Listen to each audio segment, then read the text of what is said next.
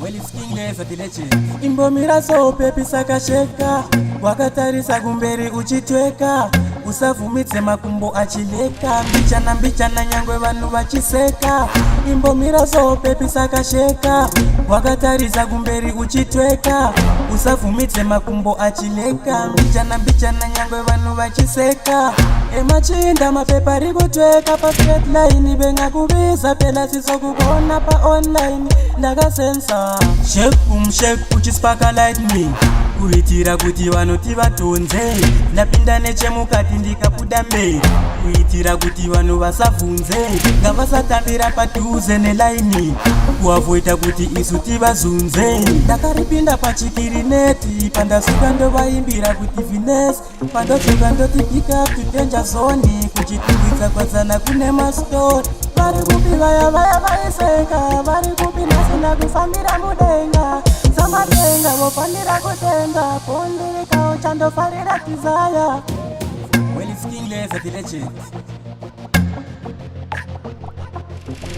Imbomira so pepi sakasheka, wakatarisa kumberi uchitweka, usavumitse makumbo achileka, mbichana nyangwe vanhu vachiseka.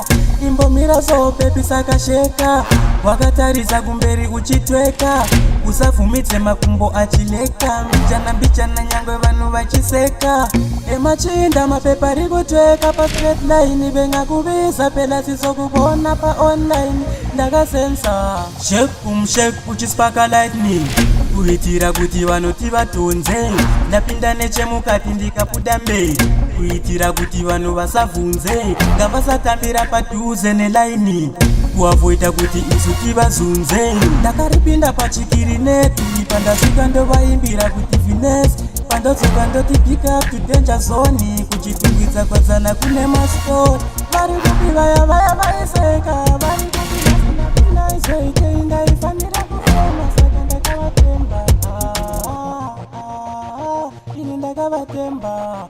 Well, it's King Laser the legend. Pick up to 4 kings of the jungle, the lioness. Ha! Dakanda, pick up to Fabu, Bait Company. Yes, I.